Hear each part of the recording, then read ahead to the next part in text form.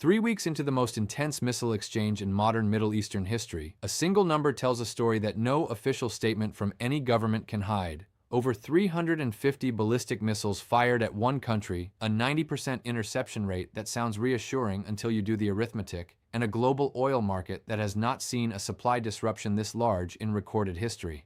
The war between the United States, Israel, and Iran is not just a regional military confrontation. It is a live stress test of assumptions that have underpinned global security and economic stability for decades. That missile defense shields are impenetrable, that energy markets can absorb any shock, and that diplomatic channels will always remain open before the shooting starts. Every one of those assumptions is now broken. And the consequences are being felt not in Tehran or Tel Aviv alone, but in gas stations in Manila, shipping lanes off Oman, airline routes over Central Asia, and central bank boardrooms from Frankfurt to Tokyo. The conflict began on February 28, 2026, when the United States and Israel launched coordinated airstrikes against Iran.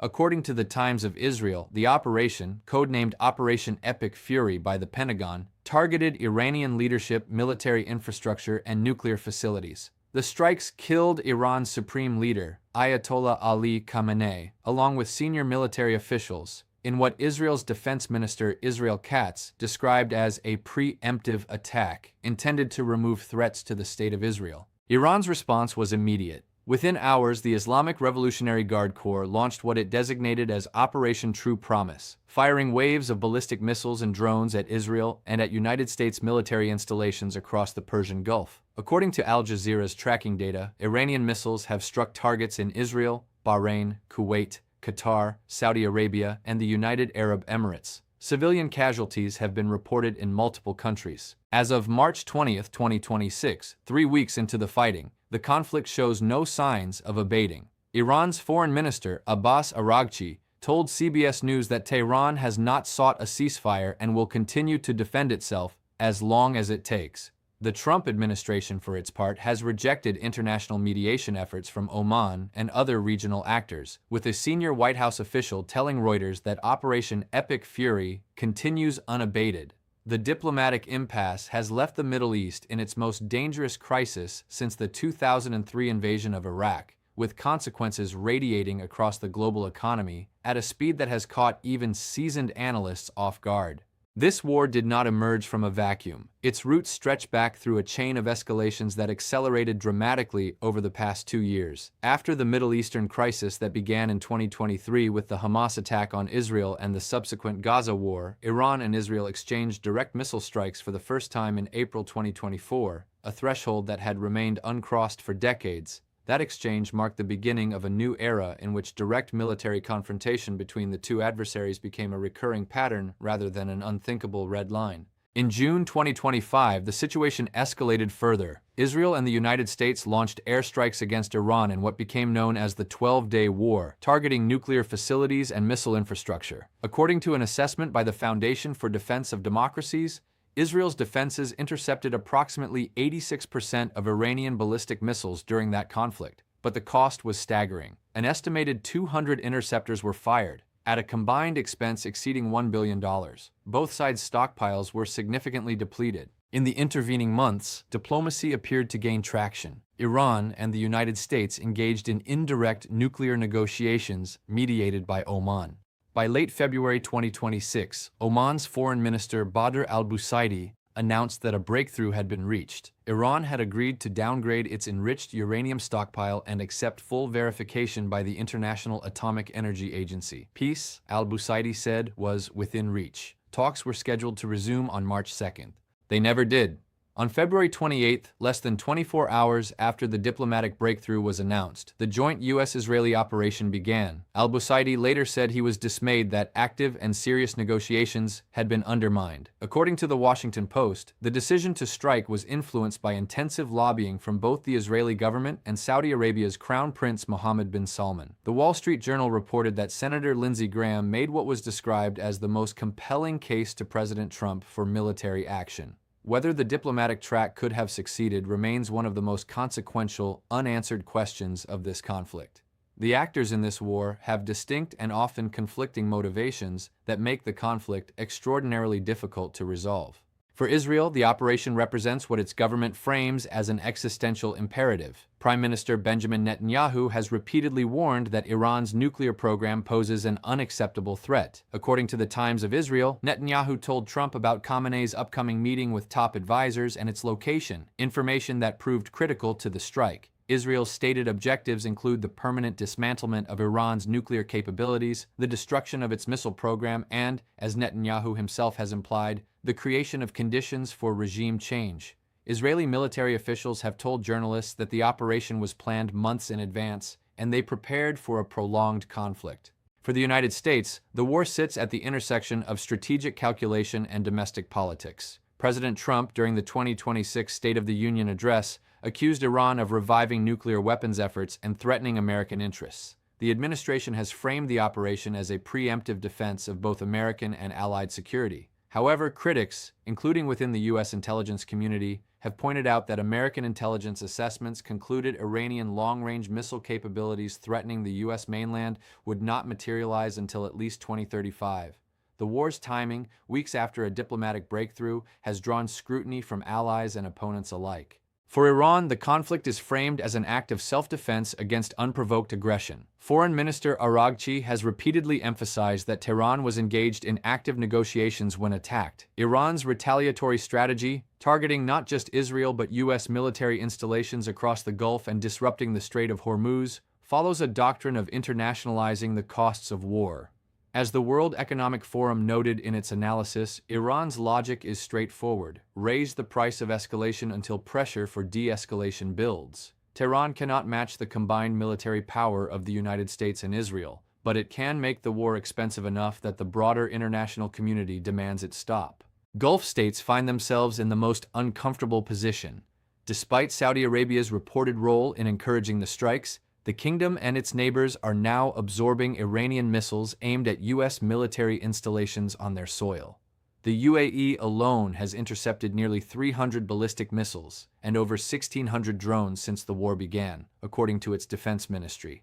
6 people have died and over 140 have been wounded in the Emirates. Kuwait, Bahrain, and Qatar have all suffered casualties and infrastructure damage. These nations did not declare war on Iran, yet they are bearing significant costs. The economic reverberations of this conflict have been swift, deep, and global. According to data compiled by Wikipedia's Economic Impact Tracker, the oil production of Kuwait, Iraq, Saudi Arabia, and the United Arab Emirates collectively dropped by at least 10 million barrels per day by March 12th, the largest supply disruption in the history of the global oil market.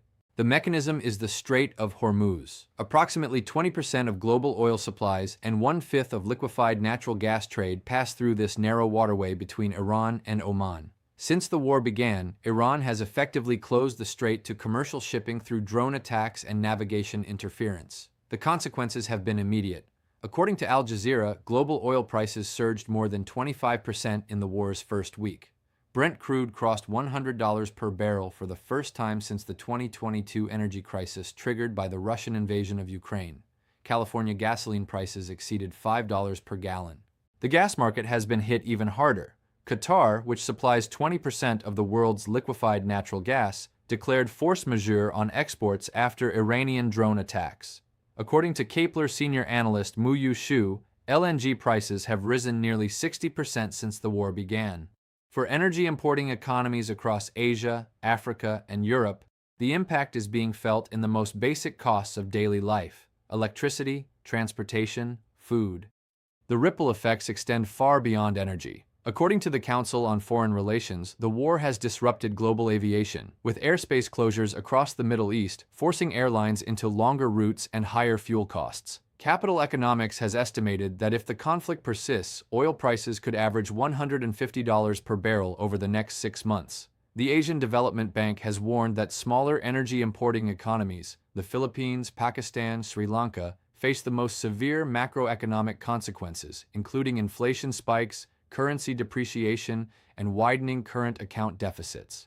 Analysts are divided on both the military trajectory and the broader strategic implications of this war. On the question of missile defense, the data is sobering but more nuanced than headline figures suggest. According to Israel Defense Forces data released on March 20th, Iran fired 365 ballistic missiles at Israel since the war began. Of those, 285 entered Israeli airspace. Approximately 270 were intercepted, an interception rate exceeding 90%. Israeli military officials, however, have cautioned that interceptions of cluster munitions do not always neutralize the submunitions, which scatter over wide areas. 12 people have been killed in Israel by Iranian missiles since the conflict began, including 9 in a single strike on a synagogue in Beit Shemesh on March 1st. The cost asymmetry is real, but its significance is debated. Each Arrow 3 interceptor costs between $2 and $3 million. Each U.S. THAAD interceptor costs approximately $12.7 million. During the 2025 12-day war alone, according to analysis by Arms Control Wonk, at least 34 Arrow 3 and 39 THAAD interceptors were fired, more than an entire year's production of THAAD missiles consumed in 12 days. Reports that Israel informed the United States it was running critically low on interceptors emerged from Semaphore in mid-March, though both Israeli officials and the IDF have denied these claims.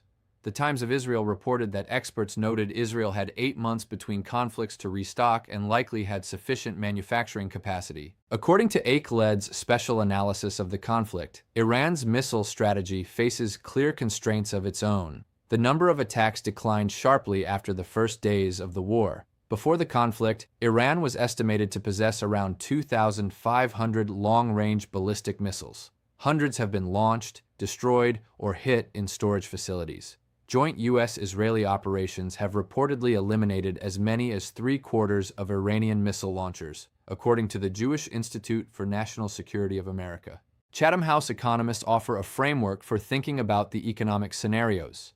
If the conflict ends quickly and energy infrastructure is not permanently damaged, oil prices would fall back and the global impact would be limited to roughly 0.5 percentage point of additional inflation in Europe and Asia. However, if the war becomes protracted, Capital Economics projects oil prices could rise to $130 per barrel in the second quarter, with cascading effects on inflation, interest rates, and growth worldwide. The war's consequences extend well beyond the Middle East, touching economies, alliances, and populations across every continent. In Asia, the effects have been acute. According to Time magazine, governments from India to the Philippines are scrambling to manage surging energy costs. The Philippine peso dropped to a record low against the dollar.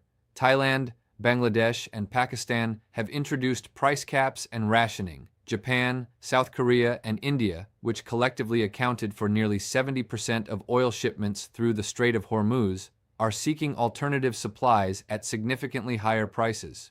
China, Iran's third-largest oil customer, has declared neutrality while playing a mediation role, but faces its own pressures. Higher energy costs threatening manufacturing margins at a moment of intense trade friction with the United States. In Europe, the situation compounds an already fragile energy picture. According to Chatham House, the continent's stockpiles were depleted during the 2025-2026 winter, leaving limited buffer against a new supply shock.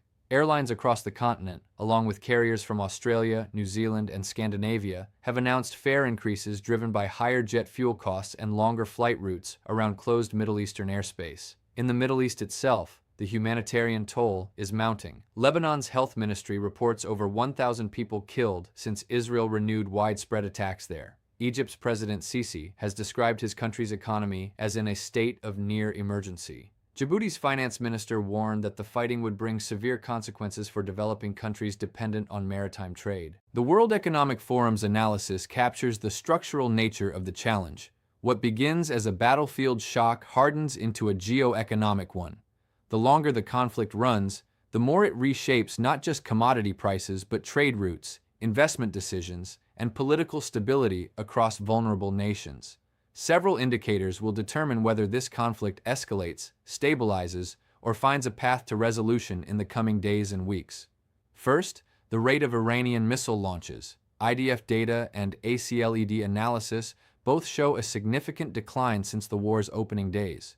Whether this reflects successful suppression of Iranian launchers, deliberate rationing of remaining stockpiles, or both, will shape the military calculus on all sides. Second, the Strait of Hormuz.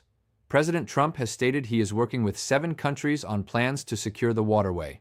Iran's foreign minister has indicated openness to negotiating safe passage for some nations.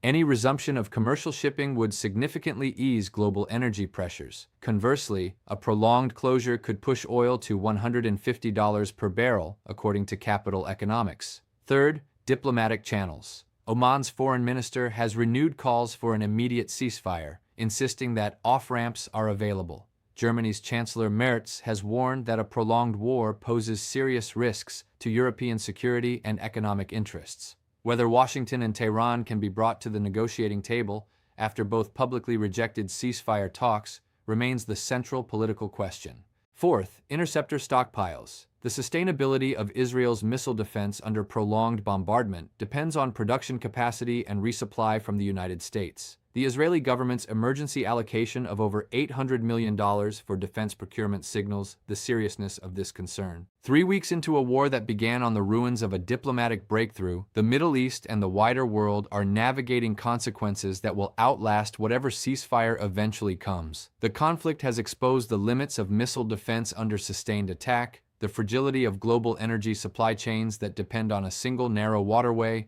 and the speed at which a regional military operation can become an economic crisis felt in every corner of the world. None of the actors involved, not Washington, not Tel Aviv, not Tehran, has articulated a clear path to ending this war. And until one emerges, the costs will continue to compound, in lives lost across the region, in economic damage radiating outward to the most vulnerable nations, and in the erosion of a diplomatic architecture that, for all its imperfections, kept the worst-case scenario from becoming reality. It did not hold. What comes next depends on whether the leaders responsible for this moment have the capacity to build something in its place.